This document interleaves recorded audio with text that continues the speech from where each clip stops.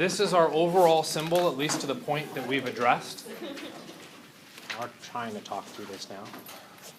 What we're going to look at is how we can start to compile the information about our atom within one individual symbol. So the number of protons, the number of neutrons, and eventually the number of electrons. We haven't discussed where the electrons exist yet, so we'll leave that off of our notation. So for our individual notation, we'll have the symbol of the element. So you need to have that memorized of whatever 35, 50 elements that I told you to go through and memorize. So that if you see the name, you can come up with the symbol. If you see the symbol, you can come up with the name. The next piece of information you've got to pull out of it is this mass number and the atomic number. Okay? Yes, this is a bit odd in their placement because the mass number and atomic number on the periodic table are flipped from the atomic notation. Okay?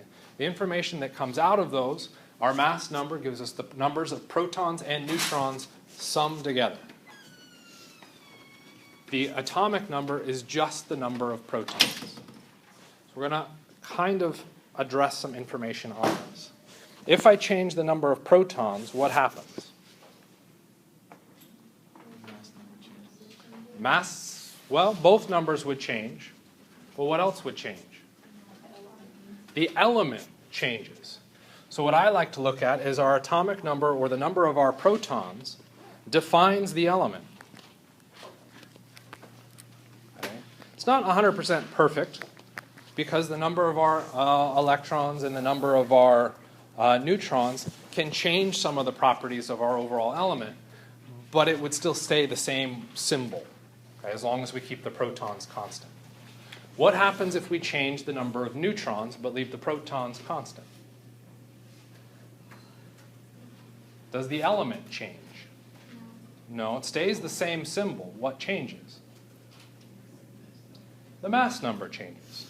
So what I like to think about is that the number of my neutrons will determine the mass of my element.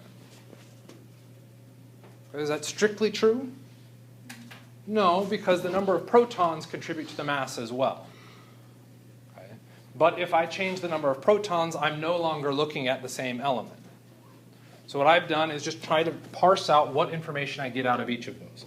The number of neutrons really gives me the most information about the mass because the symbol already gives me the number of protons.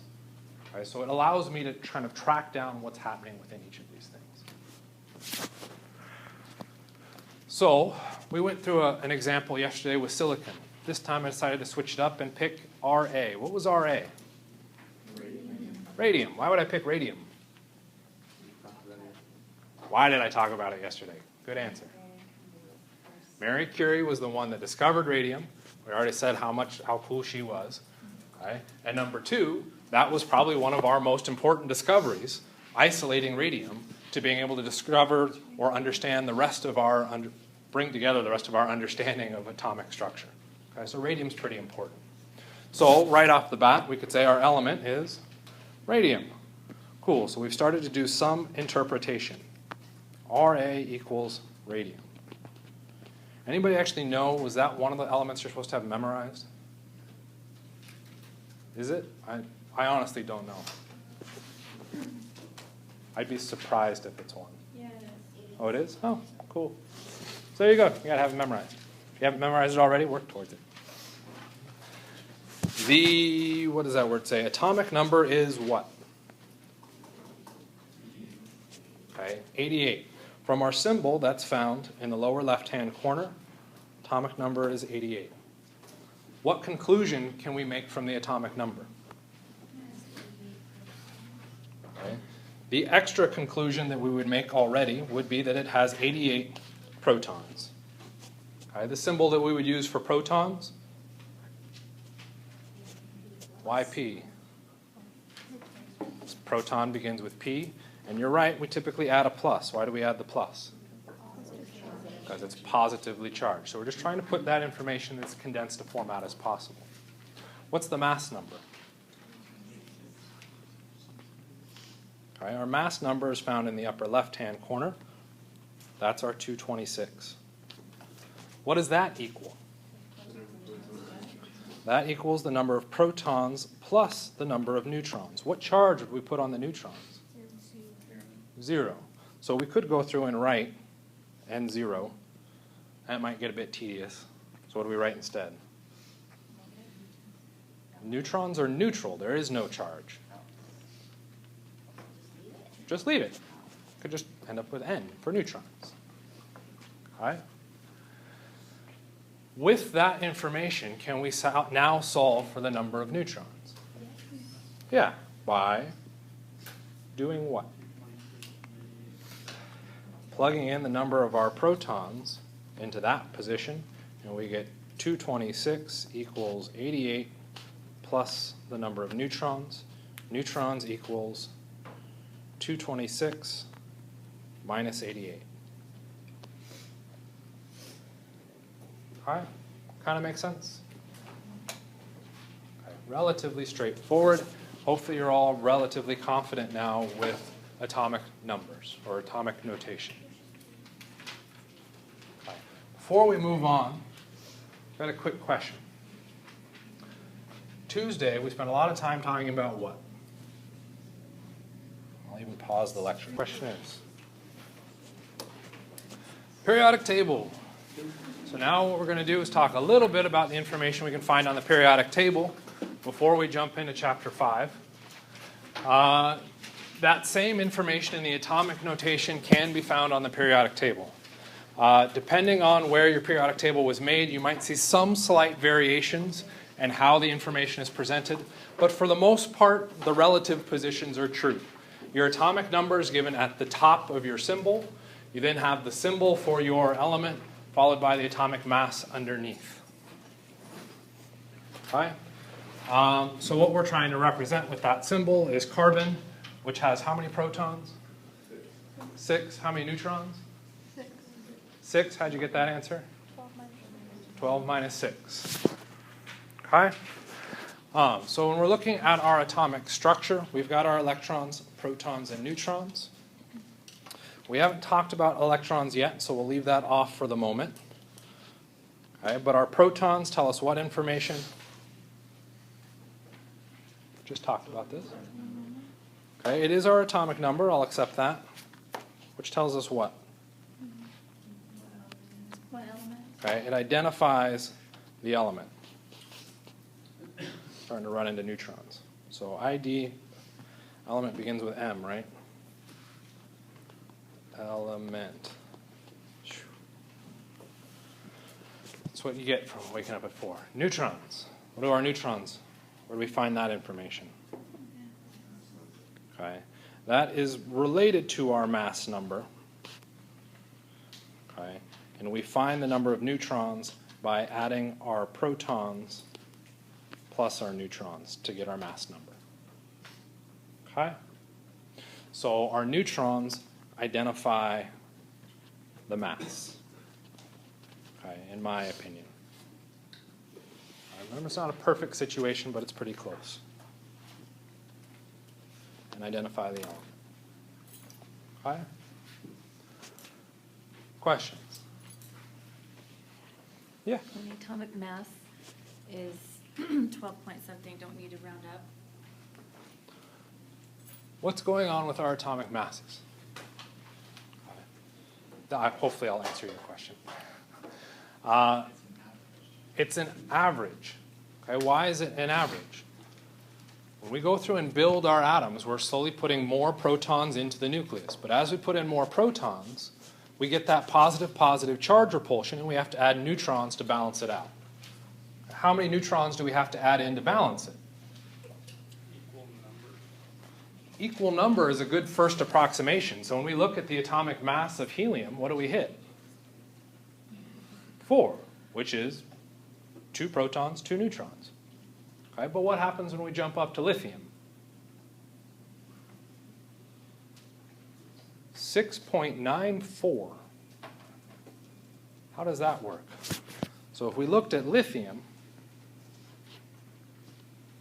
okay, we've got the mass equaling 6.94 according to our periodic table, which then equals the number of protons plus the number of neutrons.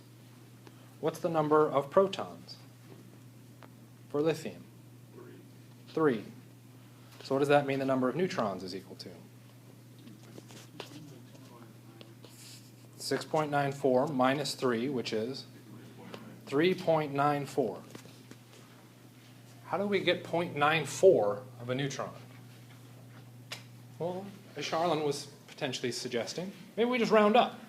Okay, so it's 4. So that one kind of makes sense. But let's jump to chlorine. What happens in the case of chlorine? What's its mass number? 35.45. Number of protons? Minus 17, which will give us our number of neutrons. So our number of neutrons equals, I can't do that math, some number in the teens, 0.45.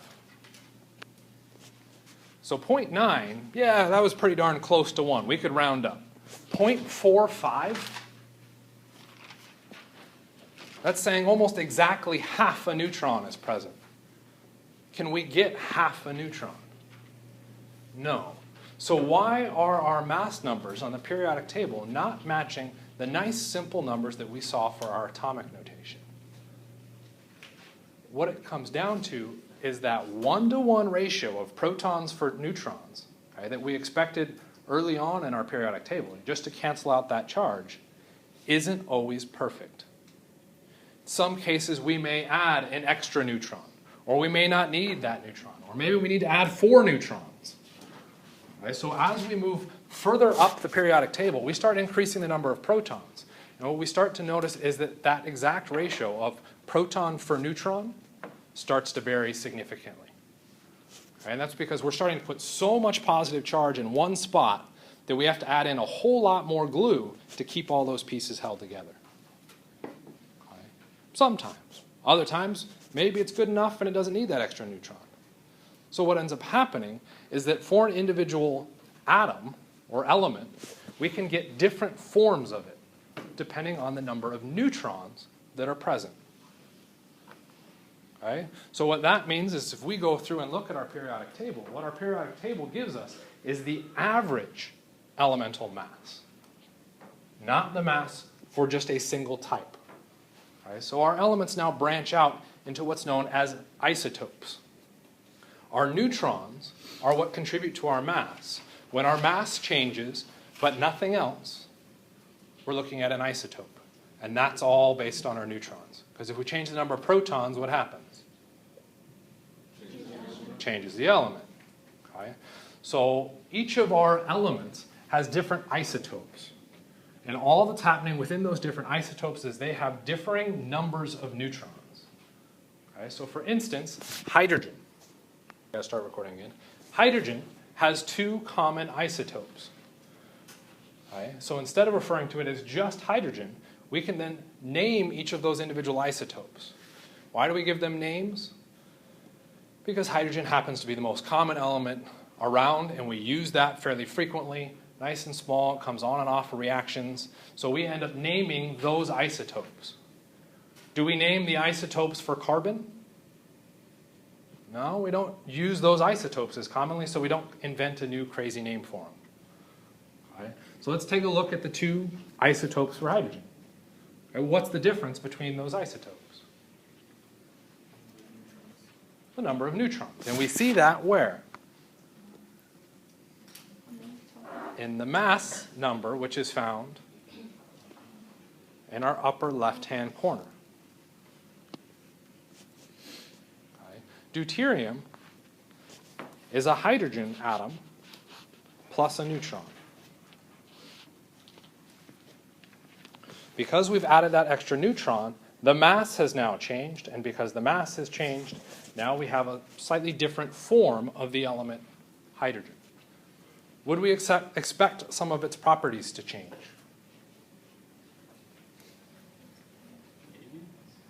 Maybe is a good answer. Nice way to hedge your bets. Yes. What happened is that we have the same element, which means the volume is still the same. But what did we do to the mass within that volume for deuterium? We made it heavier, which means what happened to the density? the density increased. Okay, so we get a mass change and we get a density change. Those properties can be translated across into a reaction. Okay, and we can monitor that depending on what we're trying to do. Thankfully, you guys don't have to worry about that at this point. All you need to know is that there are different isotopes, and that the isotopes are just in reference to the same element with a different number of neutrons present. So I'm just thinking, I was looking at the pre-lab yesterday, and we're going to use ionized water, which is purified water. So is that No. similar to this, or that's totally Entirely different concept. So deionized water means we've removed the ions. Okay. So standard water has chloride ions and sodium ions and metal ions. So all of those ions are present in it. Those ions are chemicals that can potentially react. So if we want to run a reaction, we want to get rid of all of that other junk that we don't know what's in there and get it to just water. So when we deionize water, what we're trying to do is remove all of those other ions so the only thing present is just water. Right? It's a purification system. Okay? So if we have, or other questions on that, because it's now to get mathematical. Okay. If we have two isotopes, how could we come up with the average weight that we would report on the periodic table? How do you come up with an average for these two isotopes? So our average mass would be what? How would you think you'd calculate it? Close. We take the mass of each of our forms of the isotope, and we add them. That's probably what you meant. And then divide by the total number of isotopes that we had. 2 isotopes. Right? Which gets us a mass of what? 1.5. I agree with your mathematics perfectly. Everything's fantastic with that. What is the atomic mass of hydrogen on our periodic table? Why is it 1.01 and not 1.5? Because according to our mathematics, which is correct, everything we did there is mathematically correct. Why is the atomic mass not 1.5? There's got to be a way more proteins than there are. When we do the average, it's not just this mass of A and mass of B, it's how many protiums are there, how many deuteriums are there. We have to do a weighted average. That weighted average takes into consideration how much of each of those isotopes are present. In our calculation, we have kind of done that, but we made an assumption. That assumption was what? There's an equal number of both protein and We can pull this out as 1 over 2 times 1. I know that looks a little bit weird, but deal with it. Plus 1 over 2 times 2. What does that 1 over 2 represent? Let's phrase it a different way. 0.5 times 1. Whoops, definitely ran out of space here. 0.5 times 2.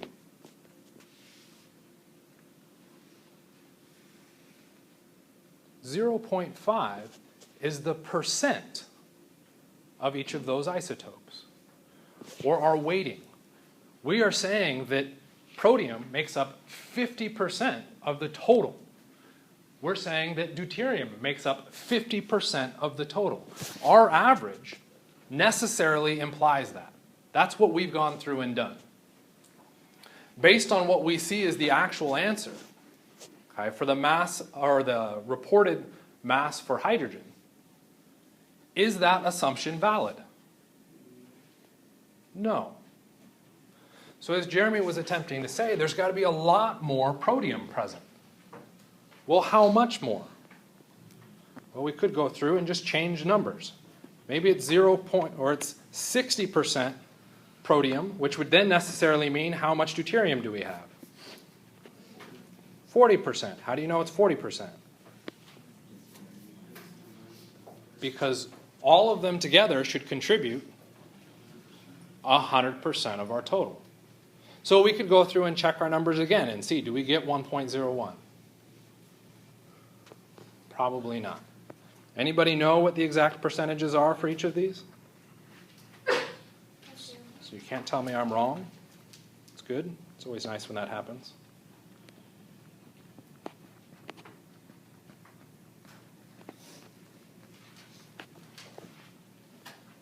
It's roughly 99% of all the element hydrogen is in the state of protium. About 1% of it is in the deuterium state. When we go through and crunch out that math, we get roughly the atomic mass that's reported on our periodic table, our average mass. Okay? How would I expect you to come up with those numbers? Could guess, but let's be a little bit more optimistic than that. I don't expect you to come up with those numbers. What I expect you to be able to do is to interpret and come up with an atomic mass based on percentages that I give you. Okay? So, how many protons and neutrons? Okay, we'll look at the weighted average in a second. How many protons and neutrons does lead-206 have? So we'll take a step back.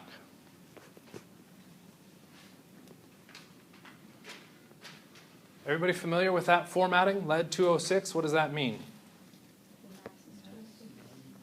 Okay. Hopefully the textbook made this clear enough. What that's saying is that our mass is 206. So that's in our upper left-hand corner. Okay, what's the symbol for lead? Good old peanut butter. What do we put as our atomic number? How do you know it's 82? I don't see an 82 in that question. Periodic table. Okay, this is another fun thing to address here. You are now all officially baptized, CERD, knighted chemists. What do all chemists have on them? Periodic table. Use it. Okay? You have that information in front of you. You need to interpret that. So how many protons do we have? 82. How many neutrons? Holy crap, you did that math really fast. 206 minus 82 gives us, I already forgot what you said. Thank you. 124 neutrons. Kind of makes sense? Okay. What if we looked at the isotope of lead-207? How many protons? 82. Exact same number. And the number of neutrons? 125. Because we increased the mass by 1 unit. That's our neutron. Okay. So our simple versus our weighted averages. I jumped ahead a little bit. Our simple average assumes the same number, the same equal percentage for each. Okay, that's what we just ran through and did with our hydrogen. We assumed 50% for each. We can't make that assumption. That information has to be found experimentally. So we would give that to you. That's where we're getting into the weighted average. So what we'll end up doing is multiplying our percent of that object by whatever we're trying to average. So if it's the mass, we do the percent of isotope 206 times its mass, which would be 206. Okay? So let's take a look at some information. Gallium has 2 isotopes, as far as this question is concerned at least. Gallium-69 and gallium-71. Gallium-69 has a mass of 68.926 AMUs. We'll address the AMU in a second. Gallium-71 has a mass of 70.925 AMUs. The abundances are shown. Determine the average atomic mass for gallium. All right, if you got questions on how to set that up, just ask and I'll come to you. Give you a couple minutes to work. Just walked through that shortcut and didn't record it. Sorry. Our guess. No, go away. Go away. Our guess. Come on, pen, work. Oh, now it's unworking. Our guess should be, our number should come out where? Probably a little bit higher than the 68.926. If we get a little bit higher, we're probably going to hit 69 and change. Okay? Might get a little bit higher than that, but not too much. We're probably in that 69 range. Okay? Make sense? So now what we can do is enter it into our calculator or set up the equation to set this up.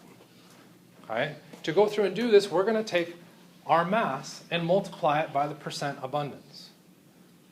What number do we multiply? 68.926 times 0.6011. We have to get rid of that factor of 100 that went into making that unit a percent. Okay? What would we then do with the next number? 70.925 times 0.3989. We add up the result of those two calculations, and we now have our weighted average. Okay, shown another way, we can string it all together, and we end up with 69.72. Our guess was 69 and change. That looks pretty reasonable, 69 and change. Okay, make sense? Questions about that? Other way to phrase it, I tell you that the atomic mass, well actually, let's just switch it up, make it even more difficult. Okay, let's go to a standard whiteboard. I tell you that the atomic of gallium, what do we have? Gallium 69 and gallium 71? Hi. I tell you that the mass of gallium 69 was 69 point, whatever that number was, 92. Okay. I also tell you that its percent was 60.3%. Okay. Then I tell you that the percentage for our gallium 71 is that other, oh geez, I can't do math, 100 minus 60.3. 30.7.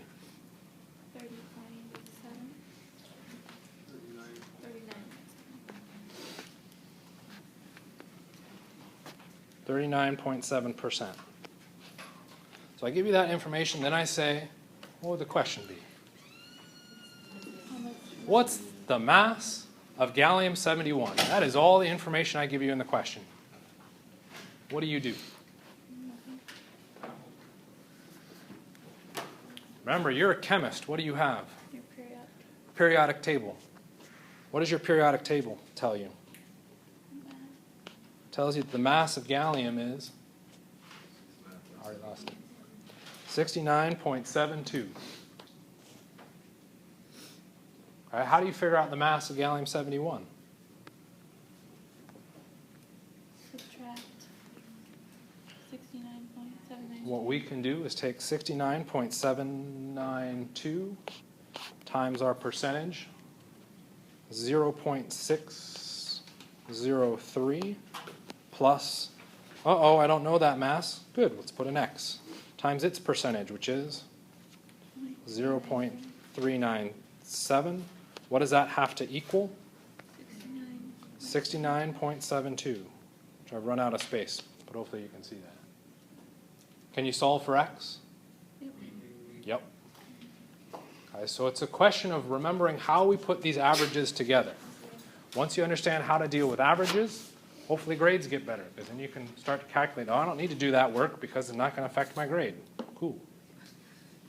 Okay, make sense?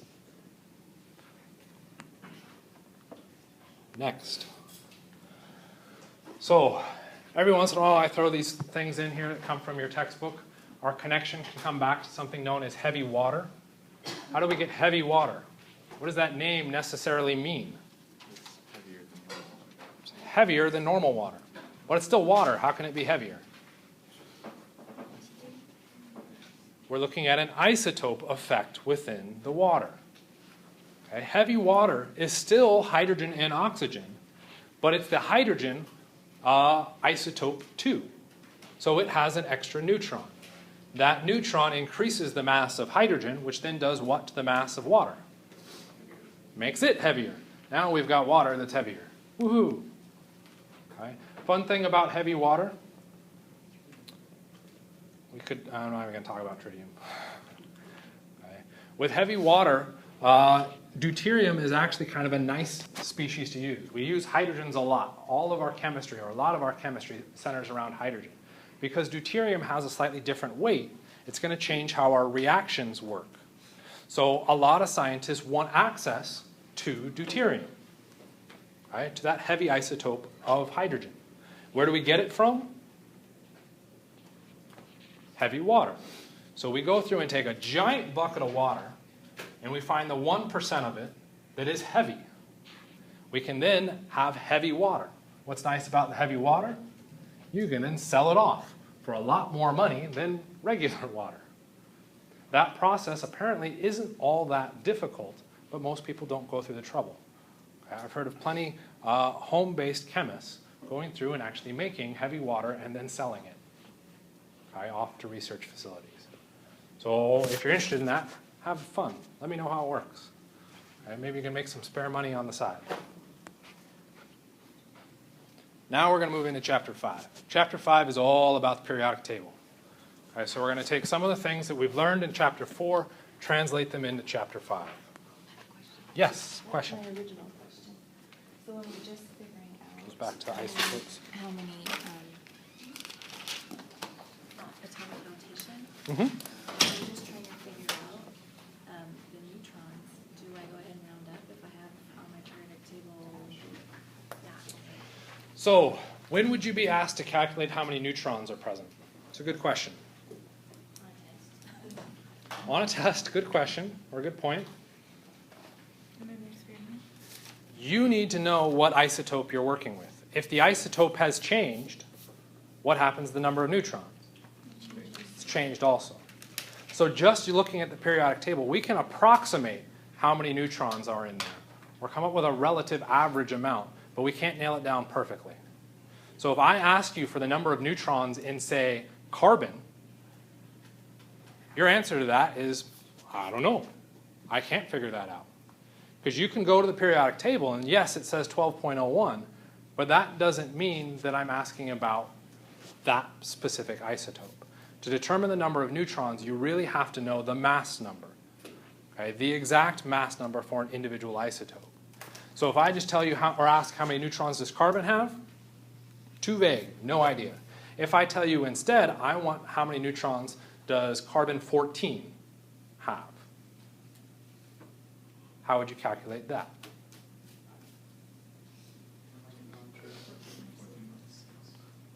So if I say carbon-14, that 14 is my mass number. So I can take 14 equaling protons plus neutrons. How many protons does carbon have? 6. Can I solve for the number of neutrons? Yes. So if you're ever asked a question where it's just how many neutrons does a random element have, that shouldn't be there. We need more information. You need to know specifically what isotope you're looking at. And if you encounter a different question, let me know. I'll take a look at it. You haven't found one yet, have you? Okay, good. Other questions? Okay. We're going to shift to Chapter 5, because the next section in Chapter 4 is where electrons exist. And as interesting as I find where electrons exist, I want to get a little bit more comfort with dealing with the periodic table before we start dealing with where electrons are. So within Chapter 5, we're looking at our periodic table. The questions I've got listed up there as numbers are general practice. Those aren't going to get graded. You'll never turn those in, but you've got something that you can work on now for practice. So Chapter 5 goes back to more history, looking at the classification of individual elements.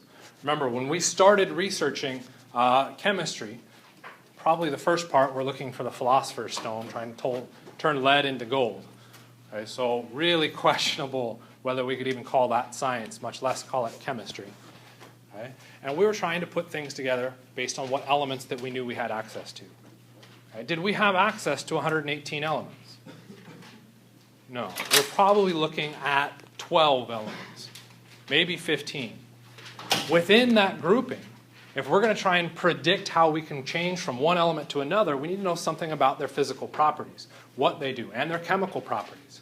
So what chemists ended up going through and doing was organizing and grouping elements that we knew of into categories and saying, well, that chemistry is all roughly the same. I'm going to group those elements together.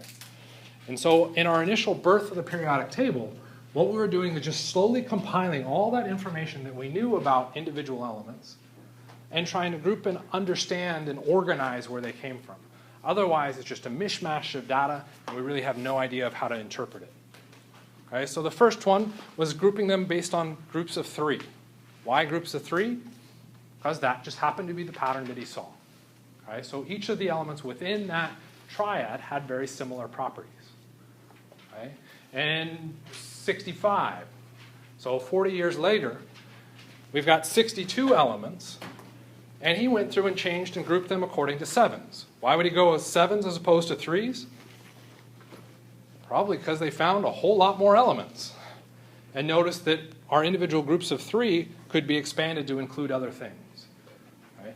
His theory in his groupings of 7 called the law of octaves. Where are octaves coming from? Music. That's what our triads. Okay. Oh yeah, good point. I didn't know that one. Yeah, so our triads and our octaves are coming from music, which was kind of the birth of science, finding patterns within nature. Music has patterns. Let's apply those patterns back to what we're seeing in nature. All right, so that's where they came up with this triads and octaves idea. Octaves? Am I saying that right? Octaves, whatever. Okay, fine. It's the recording. The recording's got it right. Okay. Mendeleev is the father or the birth parent, if you will, of the periodic table. So he went through and arranged them according to atomic mass. And as he arranged them according to atomic mass, he noticed that there were better parallels than anybody else had found. Right? Not only were there better parallels, but what made him kind of the end-all or the end game for the periodic table was that he could organize it and he could predict the existence of other elements. Okay? Nobody else could do that. They just grouped elements that we already had.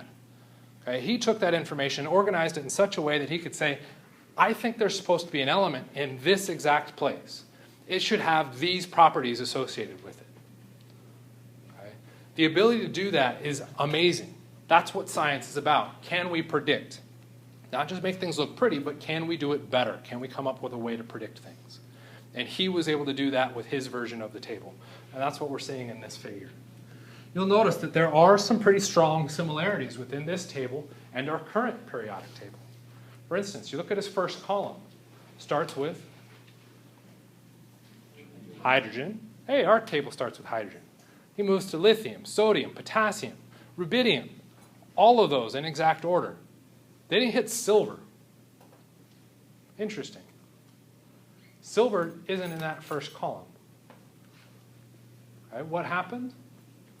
We got far enough into the periodic table, okay, that where the electrons were, which is ultimately what dictates the chemistry of each of these atoms, started to change configurations, and it starts to replicate the similar chemistry of group 1. So he categorized silver into that place. Was he right? No, but you can be wrong. That's fine. It's just, where are you right? And he was right in these cases where he called them eka. These eka sections are his predictions.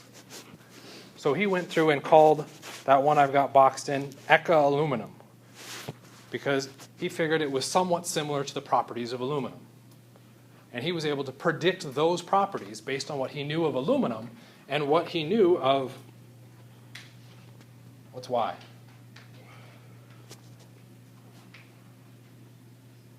I don't really remember either. I think it's yttrium. Okay. So based on his understanding, he was able to predict some of those properties. That's why we talk about Mendeleev. That's why he's important. Okay? More so than those other two names that were thrown up there. Yes? What were his lines? So the lines within it were places where he couldn't come up with any predictions, right? But he figured there was something underneath it. Right? So if we take a look at antimony, or antimony, which has the symbol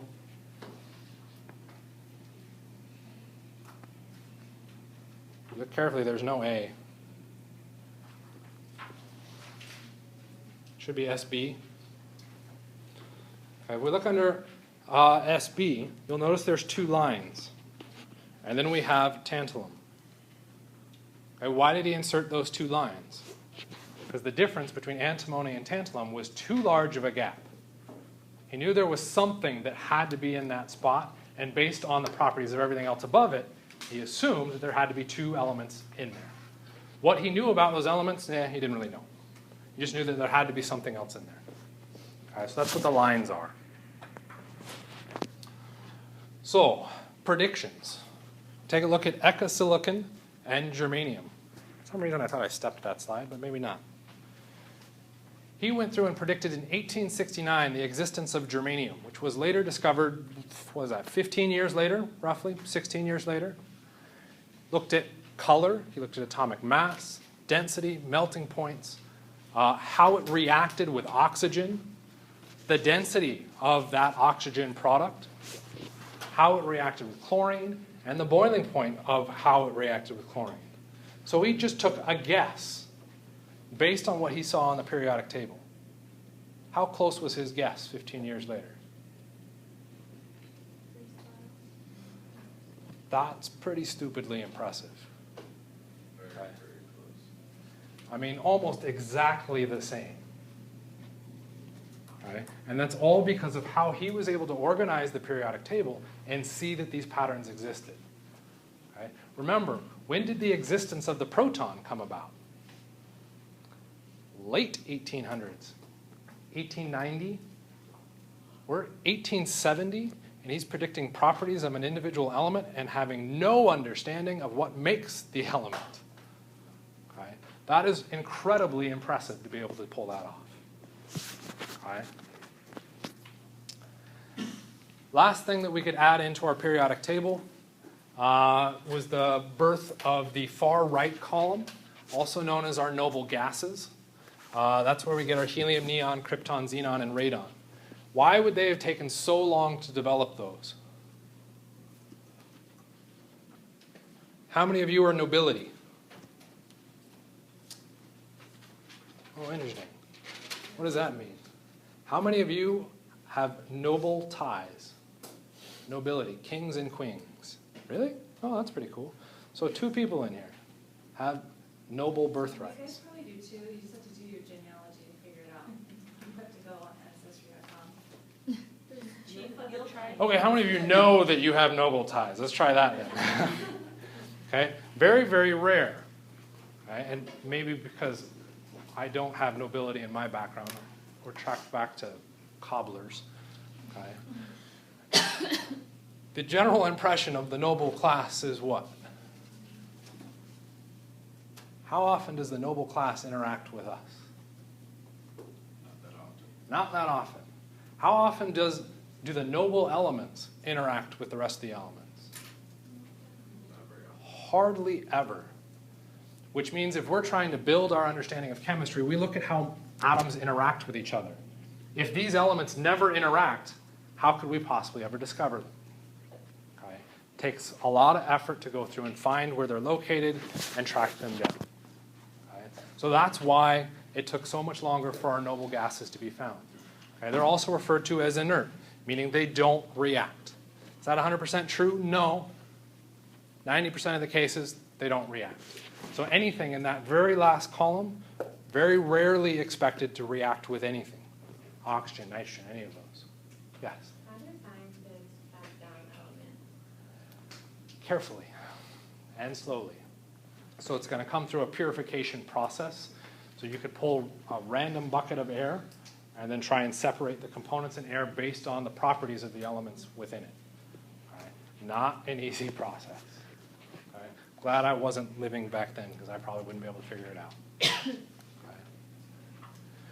1913 is where we picked up our nuclear charge, which is still kind of late in the game. So that's where we got our nuclear charge associated with it.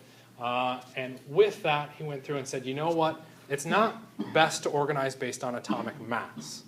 So Mendeleev organized his periodic table as increasing mass. So if we take a look, hydrogen to helium, mass goes up. Helium to lithium, mass goes up. Lithium to beryllium, mass goes up. So in general, as we move through our periodic table, left to right, and then slowly scrolling downwards, we notice the mass increases nearly consistently all the way through. Does it always consistently increase? No, not always. And that's why Moseley went through and said, you know what? It's actually better to organize it based on atomic number, because the atomic number tracks perfectly. Okay? And that gets us in the proper reaction columns. Okay? So our periodic law concept pretty much just means within an individual column, or within arranging our elements according to atomic number, we can start to find parallels within it. So our atoms can be grouped according to their chemistry through this increasing atomic number system. Okay. The next part of this is what Bohr went through and discovered, which had to do with light and elements. That's the second half of chapter 4, which, yes, very confusing. All right, but we'll get into that in a little bit, not this week. So in chapter 4, that's really what finalized our periodic table and gave us the elements that we've got in the organization that we work with. Okay? So, some groups and periods. A vertical column, okay, so all columns run on the vertical axis, up and down. If you get it backwards, I get it backwards too. Okay? Horizontal is a row. So if we look at our periodic table, our columns get referred to as groups or families. Okay? And that's because everybody in that family acts the same. Just like with your family. Everybody in your family does the exact same thing. Sometimes. Okay? Are there rough exceptions? Yeah, but not that bad. Okay? For the most part, anything with a column has the same types of reactivity. Which means if I understand how lithium reacts with something, what does that mean about how francium reacts? Relatively the same. I'm going to get the same results. Which is one of the ways that Mendeleev could go through and do some of his predictions. Okay, when he looked at silicon, he was predicting the properties of germanium, which is directly under it. So in his prediction, he expected the oxides, so the oxygen reaction with germanium, to give the same chemical composition as it did with silicon. Okay, and that's because they're in the same family, in that same group. The next part of this is our horizontal rows. Our horizontal rows are referred to as periods or a series. Okay? Just a nomenclature thing to kind of get you roughly approximated with it. So you'll hear reference to the fourth period. The fourth period means history, right? No, sorry, wrong class. Fourth period would be fourth row. So fourth period and the second family would be calcium, Ca. So we'd go to our fourth period, which is our fourth row, and our second family, the intersection is calcium. All right, so we can do it like a game of Battleship. You will see questions like that. All right. Next part of this, and this is a bit silly, but each of these columns, because they have similar chemistries, and this is kind of an ancient subject in finding these things, picked up kind of characteristic names behind them. And you see some of those names floating over the top of these. So that first column is referred to as the alkali metals. Right? Just to be extra confusing, we decided to name the second column almost exactly the same name. The alkaline earth metals. All right? Next section. Okay. Apparently people got a little bit bored with coming up with names. So that whole big giant section in the middle we just grouped together as the transition metals, because it's transitioning between the left and the right side of our periodic table. As we move over to the right side, you'll notice that your textbook has really only given you a couple names there. You've got the halogens, which is the second to last row, and our very last row, which we already talked about, were the noble gases. Okay, the next issue that you might see here is we do see this kind of odd notation. Pen. This section out here isn't in the middle of our periodic table. Why not? It is uncommon. What if it was put where it was supposed to be? Does anybody see where it's supposed to slide into? It'd be that big. It's supposed to go in right there. Okay. Doesn't fit is kind of a weird comment. You got the right idea. If we slide it in there, what happens to our periodic table? Instead of being a nice little box, it turns into a really long table. Okay. Since we don't ever really look at that section of elements, we decided to just pull it out into the middle or out to the bottom and then shrink our periodic table down so it gets a little more square shape, takes up less space on a wall. That's about it. Okay? So it's just a notational thing. That section gets a couple different names. As a group, it is referred to as the inner transition elements. Why? Where is it found? Inside the transition elements, hence the name the inner transition elements. Those rows get named lanthanides and actinides. Why would we name them the lanthanides and actinides? The first element in each of those rows is La, lanthanide, AC, actinium.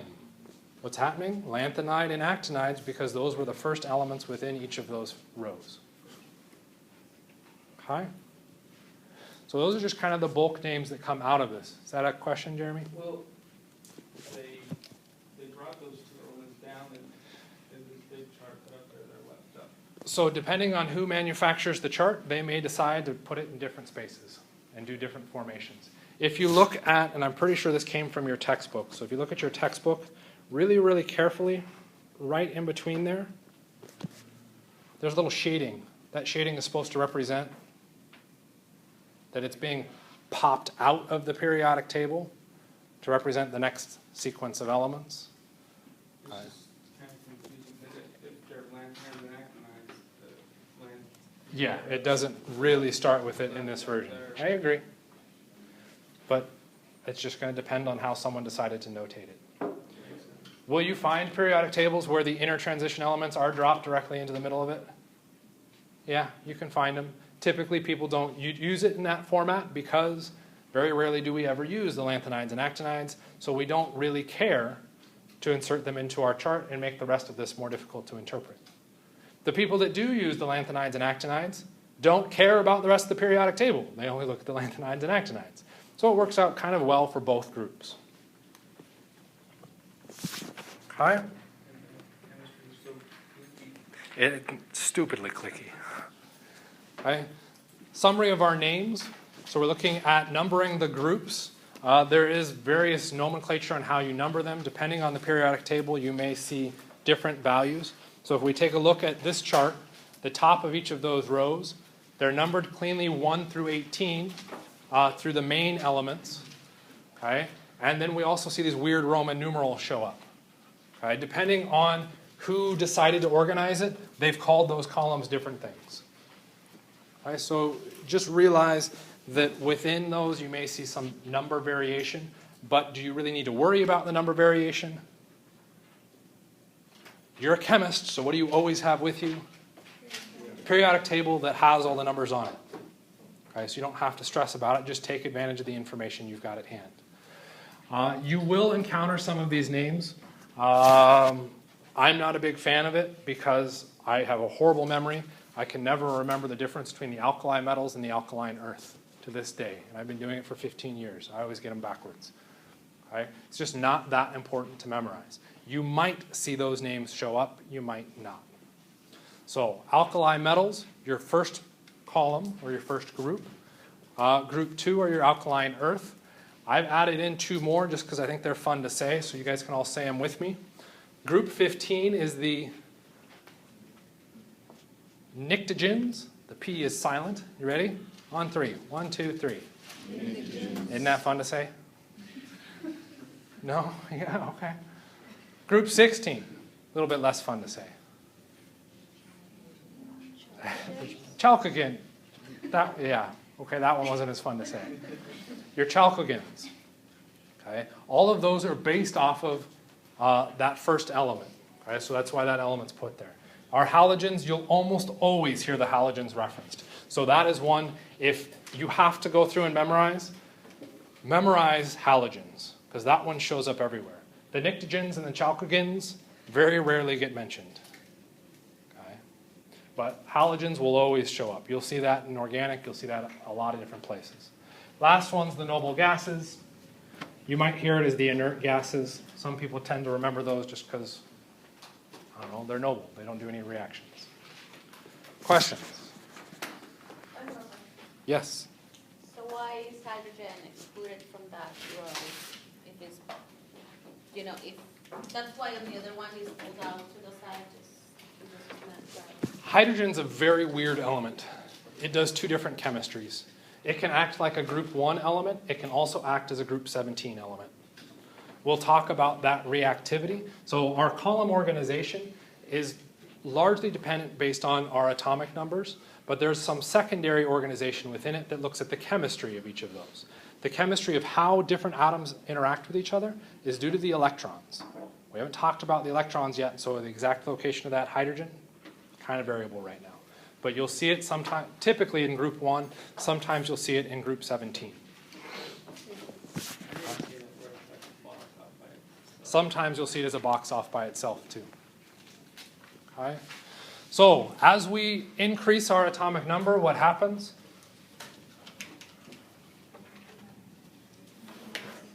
The mass increases. What happens is we gain more mass. We get bigger. So the same thing is happening with our elements. As we increase our atomic number, we end up seeing the radius or the size of each of the elements also increase in general. Okay? So if we take a look at some trends, we can look at the atomic radius. It decreases as you go up a group. I tend to be a little bit more of a positive person, and I find that kind of confusing. Okay? If I start with the smallest element, hydrogen, why is it the smallest? Has the least amount of stuff with it. As I go down that column, what do I start doing? Get larger and larger. I'm adding more and more stuff to it. So what happens to the size? It gets bigger and bigger. So as we go down a column, we tend to see it get bigger. Okay? As we go left to right, we see some interesting trends. What happens as we go left to right? It decreases. It's kind of an interesting observation. Why would it decrease? What's happening to our atomic number as we go left to right? It increases, and yet the size decreases. Why? What contributes to the size? What's the thing that gets furthest away from the center of the atom? The electrons. We haven't discussed where the electrons exist yet. Okay, so at this point, you're just going to have to kind of take my word for it, unfortunately. And when we talk about chapter 4, start talking about where those electrons are and how that really contributes to our atomic radius. But as we go left to right through the periodic table, our size actually decreases. Okay? No. No. So we can look at general trends. Your book has some pretty pictures that go through and show it. So as we go down a column, we very clearly see a size increase. As we go across a row, you can see that your size does decrease. How much does it decrease by? Really not a whole lot. Okay, within the column, we see a drastic change in size. But left to right, kind of wishy-washy. It's not the biggest decrease that we might expect. Okay? So your general trend, that is true. Those of you moving into organic chemistry, all right, let's try it again. Those of you not moving into organic chemistry, you can close your ears. Anybody moving into organic chemistry, within a row, no size change. Okay? Nice approximation. Okay? For general chemistry, now everybody can come back to me. What we're looking at is a decreasing size. We can put this onto our periodic table. They're attempting to show with these nice kind of stackings what's roughly happening within each of those trends. And we can see the atomic radius decreasing with their arrows. We'll also notice that we see a change in the metallic character. The most metallic element is in the lower left-hand corner. The least metallic element, the upper right, the complete opposite it. So our radius and our metallic character track 1 for 1 with each other. So if you remember the radius, you can also remember the metallic character. Okay? I personally hate referencing the metallic character, but we'll get to reasons why later. Predicting physical properties. We'll kind of end with this one. I don't remember exactly how I got this. Whoops. Don't look at that. Okay, given the above information, which of the following is a reasonable density for potassium? Oh, where did I put in my... Oh, I timed it wrong. Okay, so pretend the sensor bar stays across this. You do not see it. It is not there, or it is there. You cannot see the density for potassium. As a multiple choice question, what is a reasonable density for potassium?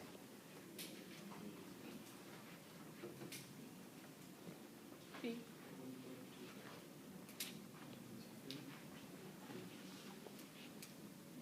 Okay. When we look at our density, what's happening within that column? It increases as we move through it. Okay. So if we had to take a guess at what was happening for the density for our potassium, our guess should be greater than sodium, right, because it's an element that's further down on our periodic table. So it can't be A. What about C? Well, C is bigger than rubidium, and potassium is above rubidium, so it can't be C. That leaves us two answers. It's either impossible to tell or it's somewhere in between. Well, given the trends of our periodic table, what would we expect? Somewhere in between, 1.23. Were we right? No. Oh well. Okay. We don't get perfect trends within the periodic table, we get approximations. So given some information, can you correlate those trends? That's what I'm asking for within the questions. Okay? I'm going to have to end there. I'm surprised no one's packed up yet, actually.